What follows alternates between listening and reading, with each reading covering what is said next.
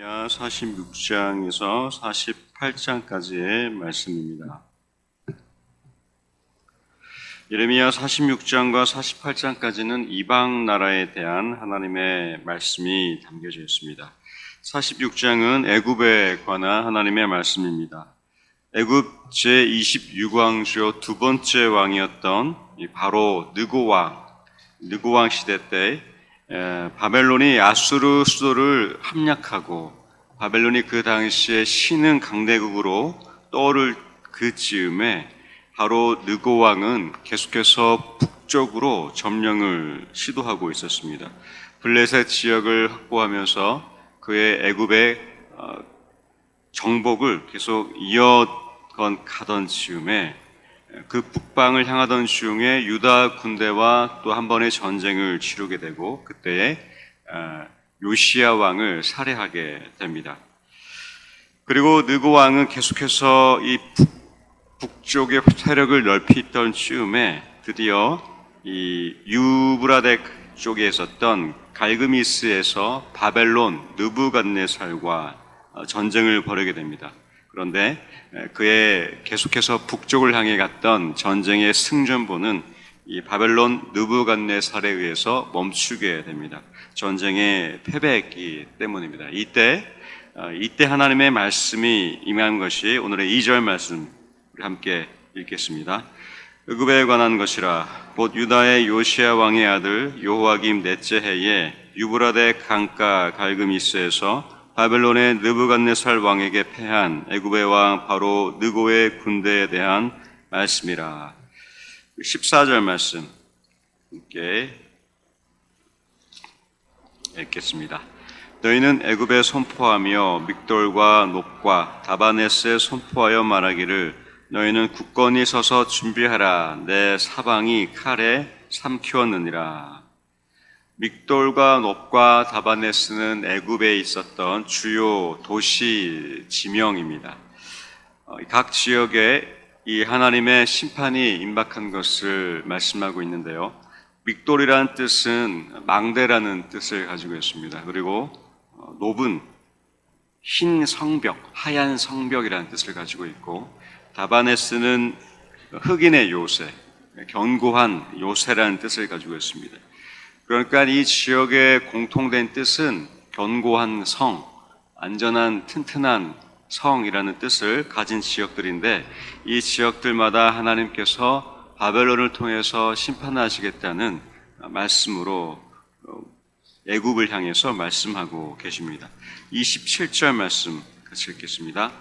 내 종 야곱아 두려워하지 말라. 이스라엘아 놀라지 말라. 보라 내가 너를 먼 곳에서 구원하며 내 자손을 포로된 땅에서 구원하리니 야곱이 돌아와서 평안하며 걱정 없이 살게 될 것이라. 그를 두렵게 할 자 없으리라.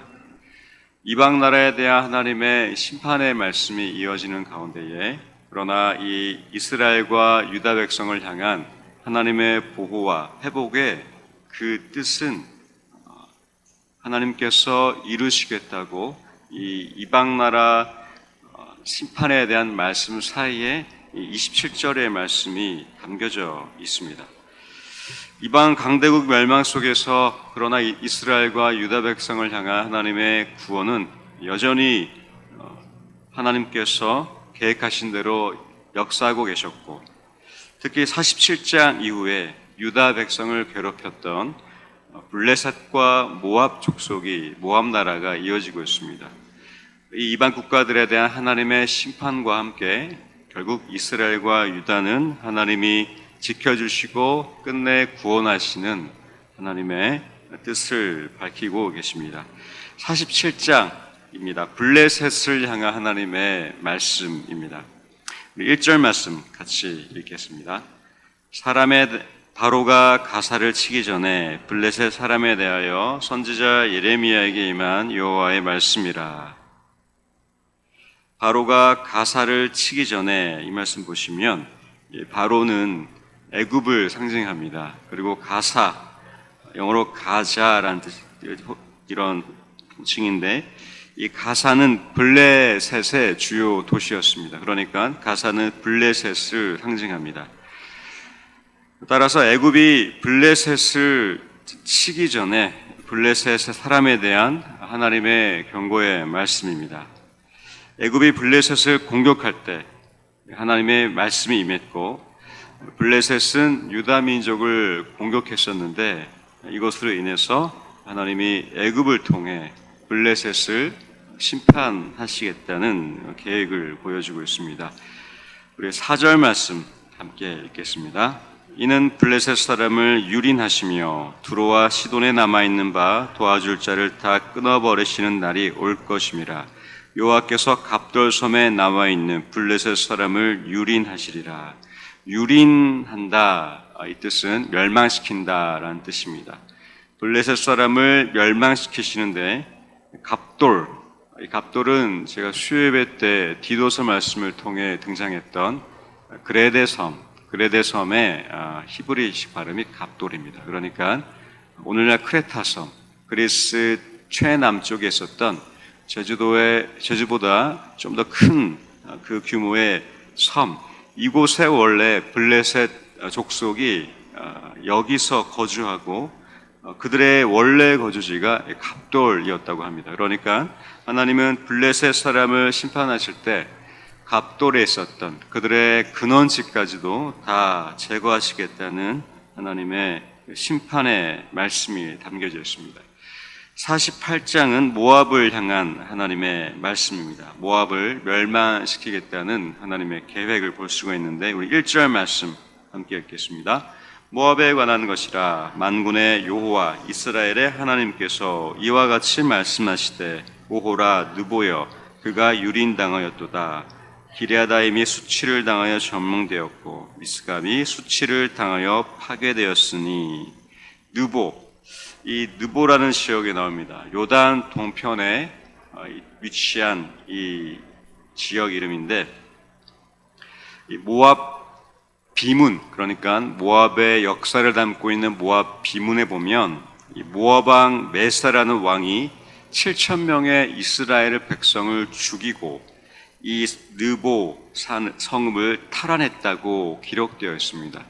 그러니까 모압 또한 이전에 이스라엘 백성을 침략하고 이스라엘 백성을 죽였던, 공격했던 역사를 가지고 있는 것입니다. 바벨론 포로에서 귀환하고 유다 백성이 거처했던 성읍도 바로 느보였습니다. 이 모압에 의해서 느보가 점령되었었는데, 이 느보를 향해 하나님은 보복하시고 그들을 제거하시는 심판의 말씀, 유린하신다, 멸망시키겠다는 하나님의 1절의 말씀입니다. 13절 우리 함께 읽겠습니다. 이스라엘 집이 베델을 의뢰함으로 수치를 당한 것 같이 모압이 그모스로 말미암아 수치를 당하리로다. 그모스, 모압이 섬겼던 이방 신 이름입니다. 뜻은 정복자, 불이라는 뜻을 가지고 있는 우상입니다. 모압과 주로 암몬 족속이 숭배했던 이 민족의 신입니다. 이방 국가들에 둘러싸였던 유다와 이스라엘 백성들은 그 당시 각 이방 국가가 섬겼던 민족 신, 바알, 아세라, 그리고 태양신, 하늘신, 그리고 그모스까지 여러 민족의 신이 등장하면서 그들은 영향을 받았고 결국 하나님을 떠나게 되었는데, 하나님의 큰 계획은 이방 나라를 심판하실 때 유다 백성을 공격했던, 힘들게 했던 이방 나라에 대해서 차근차근 하나님이 각 나라를 심판하시고 멸망시키십니다. 그리고 그 나라 안에 있었던 그 이방 신, 민족의 신까지 언급하시면서 우상에 대한 하나님의 멸절시키는 말씀을 볼 수가 있습니다. 마지막으로 26절에서 27절까지 함께 읽겠습니다. 모압으로 취하게 할지어다. 이는 그가 여호와에 대하여 교만함이라. 그가 그 토한 것에서 뒹굴므로 조롱거리가 되리로다. 내가 이스라엘을 조롱하지 아니하였느냐? 그가 도둑 가운데서 발견되었느냐? 내가 그를 말할 때마다 내 머리를 흔드는도다.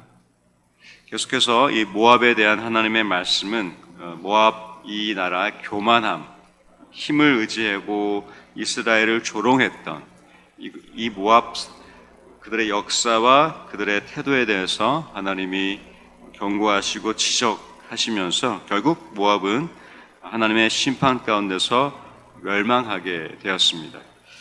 이 모든 나라들, 특히 블레셋과 모압은 다윗의 시대 때 이스라엘에게 조공을 바쳤던 속국이었습니다. 그러니까 이 블레셋과 모압은 이스라엘의 속국, 애굽과 바벨론은 이스라엘 유다를 다스린 점령국이었습니다. 이렇게 나라가 점령하고 점령당하고 이 모든 역사 가운데서 하나님의 큰 계획 안에 있었던 이 나라들은 결국 택함 받았던 이스라엘과 유다 백성을 구원하시고 그들을 힘들게 했던 이방 국가에 대해서 하나님이 차례차례대로 멸망시키시는 이 세계의 역사가 담겨져 있는 장면이 바로 오늘 예레미야 46장과 48장의 말씀입니다. 하나님의 구속사, 우리는 역사가 두 가지가 있습니다. 일반 역사가 있고 그러나 기독교 역사에는 구속사가 있습니다. 영어로 히스토리라고 그러는데 이 히스토리 또한 영어의 his, 그의 스토리, 이야기, 그러니까 하나님의 이야기가 영어로는 역사, 히스토리가 됩니다. 이 또한 하나님의 구속사적 관점에서 모든 역사는 바로 하나님의 이야기이자 성경 말씀에 담겨져 있고 오늘날 또한 모든 세계가 하나님의 주권과 이 구속사 안에서 경영되어지고 흘러가고 있는 것입니다. 이것이 우리의 믿음 안에서 믿어지신다면 그때가 바로 하나님의 구속사에서 오늘 이 나라를 살아가는 우리들에게 하나님의 구원의 경륜은 계속해서 펼쳐지고 있는 것입니다. 우리를 택하시고 부르신, 우리를 자녀 삼으신 하나님은 이렇게 적용되면 조금 안타까울 것 같습니다. 뭐냐 하면 우리를 누군가가 공격할 때, 우리의 삶에 위협을 줄 때 하나님이 심판해 주신다, 하나님이 보복해 주신다 라고만 적용하시면 예를 들어 보겠습니다. 누군가가 우리를 힘들게 합니다. 그런데 우리가 잘못해서 우리가 언행의 실수로 그분들이 화를 내고 공격하시는 것은 그렇죠. 사과하면 됩니다. 우리가 정중하게. 그런데 그것마저도 하나님이 심판하실 거야, 하나님이 저들을 보복하실 거야 라는 것은 너무나 우리의 삶을 돌아보지 못한 조금 아쉬울 수 있는 부분이 될 수 있습니다. 그러나 궁극적으로 하나님은 우리의 의롭고 바른 생활 속에서 우리의 신실한 신앙 가운데에 하나님의 이 구속사적 관점에서 결국 우리를 구원하시고 건져내시며 그렇게 보호하신다는 것, 그것이 바로 하나님의 구속사 안에서 하나님이 그의 이야기를 펼쳐가시는 이 역사의 주님의 주권이 되시는 겁니다. 큰 나라 가운데서 이 작은 우리의 한 명 한 명, 이렇게 하나님의 구속사 안에서 우리가 주어진 것은 그때가 바로 하나님이 우리와 함께 또 이 구속사를 펼쳐가시며 그의 이야기를 써내려 가시는 또 하나님의 순간순간이 되는 것입니다. 이때에 하나님의 보호와 돌보심 속에 이 구원받은 하나님의 백성으로 하나님의 보호와 그 은혜를 누리시며 동시에 온 세계를 이렇게 이방 나라들을 심판하시고 또 사용하시기도 하셨던 하나님의 그 큰 구원, 구속사 안에서 그 크신 하나님 또 함께 동행하시는 저와 여러분 되시길 주님의 이름으로 축원드립니다. 이제 예레미야 46장에서 48장까지 말씀 경청하겠습니다. 주의 말씀은 내 발의 등이요 내 길의 빛이십니다. 아멘.